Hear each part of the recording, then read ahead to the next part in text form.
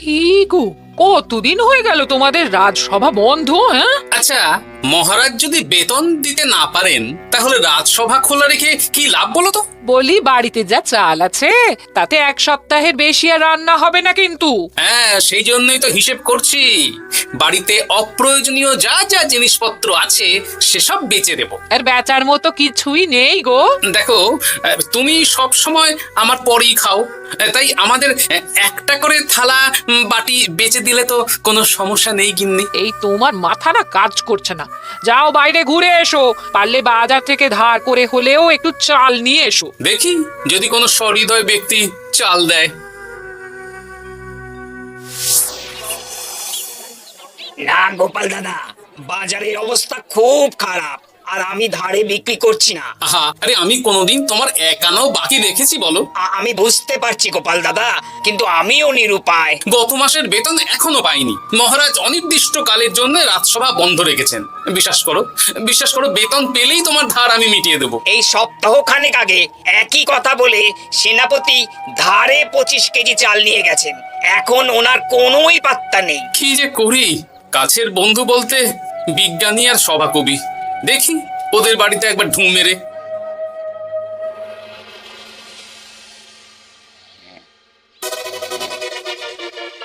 কৃষ্ণনগর কৃষ্ণনগর কৃষ্ণনগর শূন্য। হ্যাঁ, এবারে একটা মোহরও নেই। জাহাপানা সর্বনাশ হয়ে গেছে। কি হলো? পালে বাঘ পড়েছে নাকি? এই ঘুমের 12টা বাজিয়ে দিলে। জাহাপানা, এবারে কৃষ্ণনগর থেকে একটা মোহরও খাজনা আসেনি। হ্যাঁ, বলো কি? 1 মাস আগে বাৎসরিক খাজনা দেওয়ার শেষ দিন ছিল, কিন্তু এখনো একটা মোহরও খাজনা আসেনি।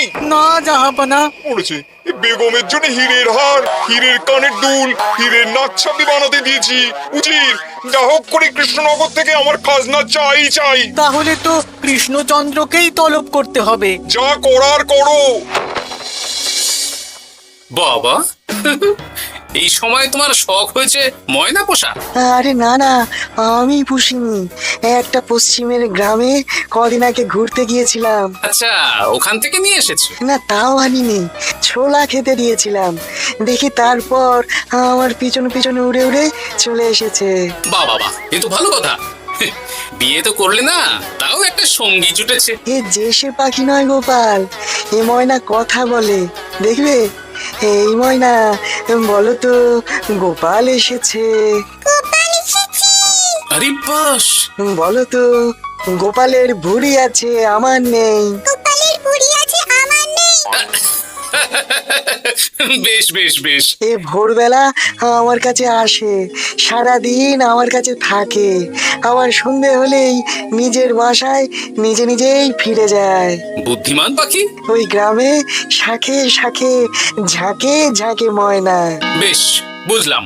তা বিজ্ঞানী, তোমার কাছে আমি আসলে একটা দরকারে এসেছি। বলো কি দরকার? আসলে ওই টানাটানির সংসার চলছে, বুঝলে। বাড়িতে চাল বাড়ন্ত, কদিন পরে হাঁড়ি চড়বে না।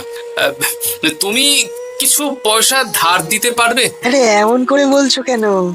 আমার তো সংসার নেই, এত খরচও নেই। তুমি বাড়ি যাও, আমি 2 বস্তা চাল পাঠিয়ে দেব। ধন্যবাদ বিজ্ঞানী, তোমার মতো বন্ধু পাওয়া মুশকিল। বন্ধুত্বে এইসব ধন্যবাদ দেওয়ার দরকার নেই, একে অপরের পাশে থাকলেই হলো।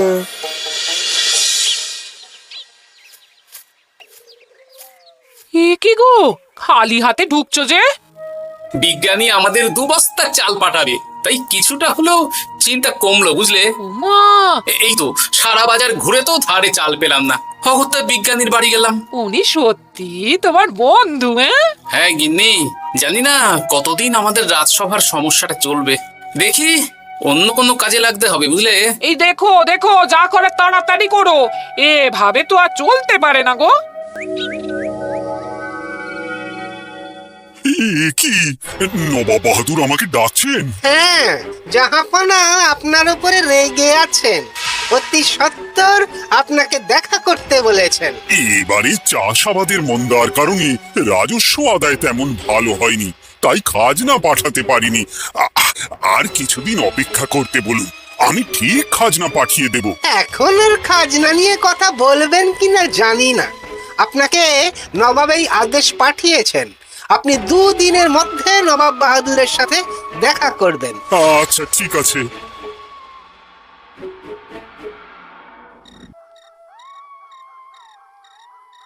মহারাজ, এই বিপদের সময় আপনাকে একমাত্র একজনই সাহায্য করতে পারে, আর সে হলো গোপাল। আমি কোন মুখে গোপালকে ডাকবো বলো তো রানী? দীর্ঘদিন ওদের বেতন দিতে পারছি না। গোপাল এরকম স্বার্থপর মানুষই নয় যে নিজের কাজের সময় কাজী আর কাজ ফুরলে বাজি হয়ে যাবে। আপনি একবার বলেই দেখুন না। বেশ, তাহলে আগামীকাল সকালেই গোপালকে ডেকে পাঠাচ্ছি।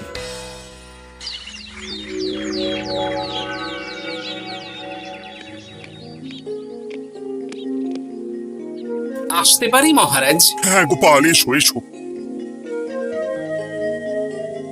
মহারাজ আমাকে হঠাৎ ডেকে পাঠালেন যে? শোনো, নবাব বাহাদুর বলেছেন ওখানে যেতে হবে, কারণ এবারে কৃষ্ণনগর থেকে কোনো খাজনা পৌঁছয়নি।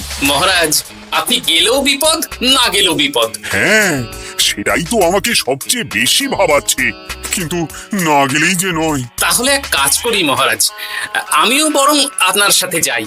যা বিপদ আসবে একসাথে লড়বো। ও গোপাল, তুমি যেন আমার বুক থেকে পাথর নামিয়ে দিলে। তোমাকে যে কি বলে ধন্যবাদ জানাবো। তাহলে কখন বেরোবেন বলুন? আজকে সন্ধ্যের দিকে বেরিয়ে পড়বো, তাহলে কাল সকাল সকাল মুর্শিদাবাদ পৌঁছে যাব।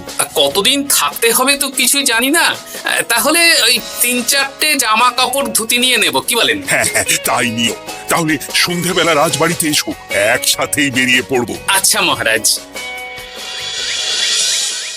বলি, তোমার কি মুর্শিদাবাদে না গেলেই নয় গো? আমাকে তো যেতেই হবে গিন্নি। জানি নবাব বাহাদুর কিভাবে ছক করে কল করে, তুমি সাবধানে থেকো গো। দেখো, আমি যখন যাচ্ছি তখন নবাব বাহাদুরকে এবার সাবধানে থাকতে হবে। হ্যাঁ হ্যাঁ, হ্যাঁ, ঠিক আছে ঠিক আছে, মাথা ঠান্ডা রাখবে, বেশি ওস্তাদি করতে যাবে না। এমনিতেই আমাদের অবস্থা এখন ভালো নয়। আরে তুমি অতিরিক্ত চিন্তা করো না তো গিন্নি। জাহাপনা, গয়নাগুলো কবে আসবে? এখনো 2-3 দিন সময় লাগবে বেগম। এত সময় লাগছে কেন জাহাপনা? দেশের কোণে কোণে খুঁজে সেরা সেরা হিরে দিয়ে বানানো হচ্ছে, যে সময় তো লাগবেই বেগম। তাহলে তো অনেক খরচ হচ্ছে। তাও হচ্ছে বটে, কিন্তু তোমার জন্য আমি সব করতে পারি। আমাদের মুর্শিদাবাদের হীরালালের হাতের কাজ দেশের সেরা। আপনি সত্যি আমাকে ভালোবাসেন, আমার জন্য এত খরচ করে গয়না বানিয়ে দিচ্ছেন। তুমি খরচ নিয়ে এত চিন্তা করো না।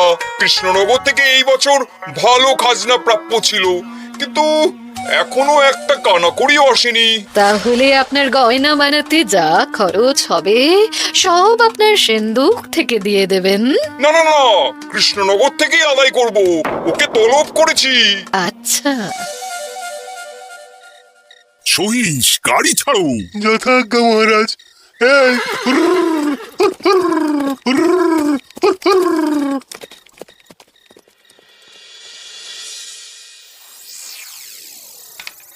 এত রাতে আবার কে এলো রে বাবা?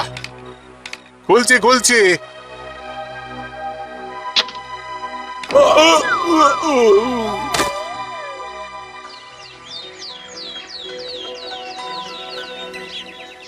সর্বনাশ হয়ে গেছে জাহাপানা। কি হয়েছে হীরালাল? নবাব বাহাদুর, মহারাজ কৃষ্ণচন্দ্র আর গোপাল এসেছেন আপনার সাথে দেখা করতে। ওদের দরবারে আসতে বলো। হ্যাঁ, এবার বলো হীরালাল, কি হয়েছে? তোমার মাথায় পট্টি কেন? জাহাপানা, গত রাতে আমার সর্বস্ব লুট হয়ে গেছে। বলো কি হীরালাল? তোমার কাছেই তো বেগমের হীরের সব গয়নাগাটি বানাতে দিয়েছিলাম। হ্যাঁ জাহাপানা, সব গেছে। আমার মাথায় মেরে সব লুট করে নিয়ে গেছে। এবার আমি কি করব জাহাপানা? বেগম সাহেবা, আপনার গয়না যে হীরালাল শেখরার কাছে জাহাপনা বানাতে দিয়েছিলেন, ওনার সব লুট হয়ে গেছে। মানে? আমি এক্ষুনি নিজের কানে শুনে এলাম, এখন হীরালাল শেখরা এসেছে। আমি এক্ষুনি যাচ্ছি। কি করব জাহাপানা? আমার তো সব শেষ হয়ে গেল। আমি কোনো কথা শুনতে চাই না, আমার ওই হীরের গয়নাগুলো চাই। চাই বললেই তো পেয়ে যাবে না। এখন এই গয়না শুধু নয়, হীরালালের সব সোনা দানা চুরি হয়ে গেছে। সেগুলো খুঁজে পেতে হবে। বিগত কয়েক বছর আমার মুর্শিদাবাদে কোনো চুরি ডাকাতি হয়নি। প্রত্যেকটা গ্রামবাসী সুখে শান্তিতে আছে। বাইরের কোনো শত্রু আসারও সুযোগ নেই। গ্রামের সীমানায় দিন রাত প্রহরী থাকে। যদি এসেও থাকে পালাতে পারবে না। এবারে তাহলে চোরটা কে বুঝবো কি করে? এসব সামান্য চোর ধরার কাজ আমার কাছে নস্যি। জাহাপনা, আপনি যদি কৃষ্ণনগরের এবছরের খাজনা মকুব করে দেন, তাহলে আমি চোর ধরার ক্ষেত্রে সাহায্য করতে পারি। ঠিক আছে কৃষ্ণচন্দ্র, তোমার এই গোপাল যদি চোর ধরে দিতে পারে তাহলে এবছরের খাজনা মুকুব। আগে আমি ওই শ্যাকরার সাথে একান্তে কিছু কথা বলতে চাই। বেশ, প্রহরী প্রহরী, তুমি গোপাল আর শ্যাকরাকে একটা ঘরে নিয়ে যাও। আসুন। এবার আপনি চুরির ঘটনাটা বলুন। চুরি না ডাকাতি। সে যাই হোক, বলুন বলুন। গতকাল রাতে, তারপর সকালে জ্ঞান ফিরে ঘরে গিয়ে দেখি সব ফাঁকা। আমার ঘরের সাথেই লাগোয়া দোকান। আচ্ছা, দেখুন, আমি আপনার কথা শুনে আর একটু আগের যা আলোচনা শুনলাম তার থেকে মনে হচ্ছে এই চোর স্থানীয় চোর। কি করে বুঝলেন? কারণ বাইরের চোর হলে তো এত নিখুঁত কাজ করা সম্ভব নয়। চোর নিশ্চয়ই আপনাকে ব্যক্তিগতভাবে চেনে। হ্যাঁ, এবার মশাই আপনি বলুন তো, আপনার কোনো শত্রু আছে? না, শত্রু নেই তেমন। আমার সাথে কারো সম্পর্ক খারাপ নেই। আর আমাদের পাড়ায় সবাই ব্যবসায়ী, সবাই সম্ভ্রান্ত লোকজন। বেশ, তাহলে সব ব্যবসায়ীদেরকেই ডাকতে হবে। আমি নবাব বাহাদুরকে বলে দিচ্ছি, আপনি এখন আসুন। নবাব বাহাদুর, আপনি ওই গ্রামের সকল ব্যবসায়ীদের আপনার মহলে ডাকার ব্যবস্থা করুন। সবাই কিন্তু বেশ সম্ভ্রান্ত ব্যবসায়ী। সে হোক না, ওই গ্রামে তো সবাই ব্যবসায়ী, আর বাইরের কোনো লোক গ্রামে ঢোকেনি বা বাইরেও যায়নি। তাই যদি কেউ চোর থেকে থাকে তাহলে ওই ব্যবসায়ীদের মধ্যেই আছে। বেশ, আমি সবাইকে আমার মহলে নিয়ে আসার ব্যবস্থা করছি। আর একটা ফাঁকা বড় ঘর চাই, যেখানে চোর ধরার পরীক্ষা হবে। আর সেই ঘরে আমাদের কৃষ্ণনগরের ঘোড়া চোর ধরবে। হ্যাঁ, ওরা চোর ধরবে? হ্যাঁ, যে ঘোড়ার গাড়িতে আমরা এসেছি সেই ঘোড়া। যদি চোর না ধরতে পারো তাহলে পুরো খাজনা তো গায়ের জোরে নেব, সাথে সাথে কৃষ্ণনগরটাও কেড়ে নেবো।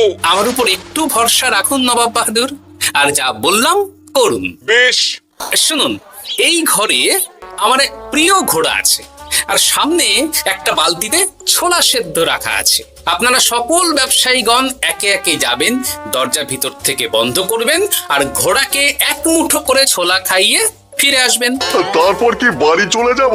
না, সবার ছোলা খাওয়ানো হয়ে গেলে আমি ঘোড়ার কাছে যাব, আর ঘোড়া কানে কানে আমাকে বলে দেবে কে চোর। তাহলে আর দেরি কেন, সবাই একে একে যাও।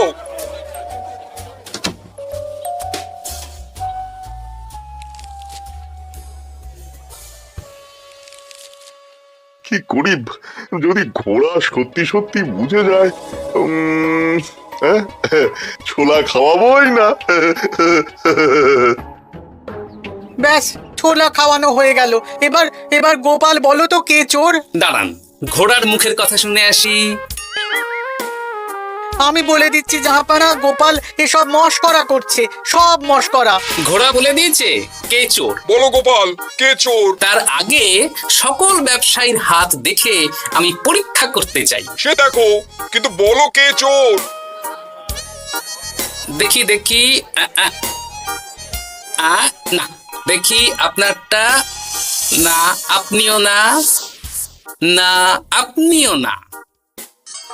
একই মশাই, চুরিটা তো আপনিই করেছেন, আপনিই চোর। কি উল্টো পাল্টা কথা বলছেন? আমি চুরি করিনি। হ্যাঁ, আপনিই চুরি করেছেন, তাই ভয়ে ঘোড়াকে ছোলা খাওয়াননি। কারণ আমি ছোলার মধ্যে রান্নার হলুদ গুঁড়ো মিশিয়ে রেখেছিলাম, তাই যারা যারা ঘোড়াকে ছোলা খাইয়েছেন সবার হাতেই হলুদ রং লেগে আছে। শুধু ওর হাতে নেই। ভাই, শেষে তুই? তোর মনে মনে এত হিংসা? ভাই মানে? আরে ও তো আমার খুড়তো ভাই পান্নালাল, ওরও সোনা গয়নার ব্যবসা।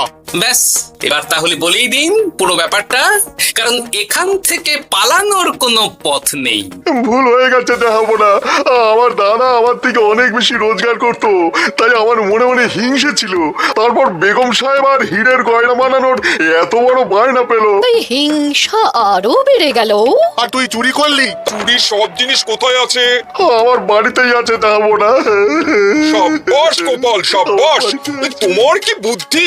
তাহলে জাহাপানা, কথা মতন আমাদের এই বছর তাহলে খাজনা দিতে হচ্ছে না। না, কথা যখন দিয়েছি তখন আমি তো আর কথার খেলাপ করতে পারি না। আচ্ছা গোপাল, তোমার তো এত বুদ্ধি, আমার একটা শখ পূরণ করতে পারবে? কি শখ বলুন নবাব বাহাদুর। আমার অনেক দিনের ইচ্ছে একটা হাওয়া মহল বানাবো, কিন্তু ঘরামি রাজমিস্ত্রি কেউই বানাতে পারবে না বলছে। তুমি কি বানিয়ে দিতে পারবে? আগে পারবো জাহাপনা, কিন্তু তার বদলে আমি কি পাবো? আগামী 5 বছর কৃষ্ণনগরের খাজনা মুকুব, আর তোমাকে আমি 100 মোহর উপহার দেবো। বেশ, তাহলে আপনি আমাকে দিন 7 সময় দিন, আর 7 দিন পরে আমার বাড়ির সামনে চলে আসুন। হাওয়া মহল বানিয়ে রাখবো, আপনি নিয়ে যাবেন।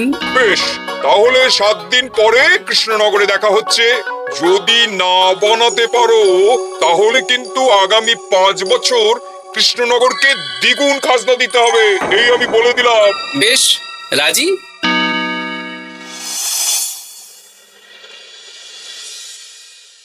বেশ তো বড় মুখ করে বলে দিলে হাওয়া মহল বানাবে। রাজি রাজি।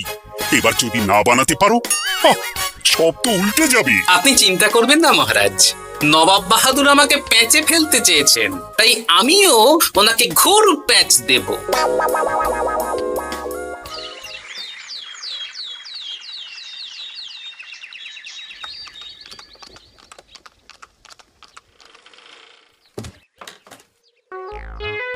কি গোপাল, আরে কোথায় আমার হাওয়া মহল? 7 দিন হয়ে গেছে তো, তাই মহল দেখতে চলে এলাম। কাজ একদম শেষ পর্যায়ে, চলুন পশ্চিমের মাঠে চলুন। গিন্নি, তুমি মহারাজকে খবর দাও আর বলো পশ্চিমের মাঠে চলে আসতে। আরে তাড়াতাড়ি কর, তাড়াতাড়ি কর। ওই দেখুন, আপনার হাওয়া মহল তৈরি হয়ে গেছে। কই? উপরে দেখুন। ওরে, নবাবের হাওয়া মহল বলে কথা, ইট কথা হয়ে গেছে। এবার রং কর, রং কর। হাওয়া মহল রং করছি তো, এত তাড়া দিস না। আরে তাড়াতাড়ি কর, তাড়াতাড়ি কর। আরে এসব আবার কি?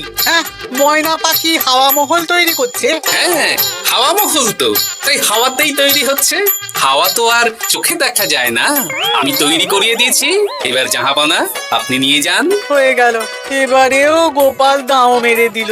মানে আমি কি করে? সে তো জানি না জাহাপনা, আপনি বলেছিলেন হাওয়া মহল বানিয়ে দিতে হবে, আর আমি আপনার আবদার পূরণ করেছি। এখন আগামী 5 বছর আমরা খাজনা মুক্ত। সাব্বাস গোপাল। ওরে, রংটা ভালো করে কর, ভালো করে কর। নবাবের হাওয়া মহল। গোপাল, তুমি সত্যিই বুদ্ধিমান, তোমার বুদ্ধির জবাব নেই। শোনো, আগামী 5 বছর কৃষ্ণনগরের খাজনা মুকুব, আর এই নাও তোমার 100 মোহর উপহার। এবার বলো, তুমি এই অসম্ভবকে সম্ভব করলে কি করে? আমি বুঝতেই পেরেছিলাম, আপনার মুর্শিদাবাদের চোর ধরার পরে আপনি আমাকে যখন হাওয়া মহল বানাতে বললেন, তখন নিশ্চয়ই কোনো উদ্দেশ্য আছে। কারণ আপনি তো মন থেকে চাননি যে খাজনা না দিয়ে আমরা মুক্তি পাই। তাই গোপাল এই চালটা চাললো। যদিও আমি গোপালকে একটু সাহায্য করেছি। কিরকম সাহায্য? কদিন আগে আমি বিজ্ঞানীর ঘরে গিয়ে দেখি একটা ময়না হুবহু মানুষের মতন কথা বলছে, আর বিজ্ঞানী বলল এরকম অনেক ময়না পাখি আছে। ব্যাস, এই 1 সপ্তাহ ধরে আমি ময়নাগুলোকে বিভিন্ন বুলি শেখালাম, আর ওরা সেগুলোই বলে চলেছে। হ্যাঁ নয়, হ্যাঁ। ওরে, রংটা ভালো করে কর, ভালো করে কর। নবাবের হাওয়া মহল। মহারাজ, 100 মোহর আপনি রাখুন। আমাদের সব সভাসদদের এই মোহর থেকেই আপাতত বেতন দিয়ে রাজসভা শুরু করুন। ধন্যবাদ গোপাল, তোমাকে আমার সভাসদ পেয়ে আমরা সবাই ধন্য। আর বিজ্ঞানীকেও।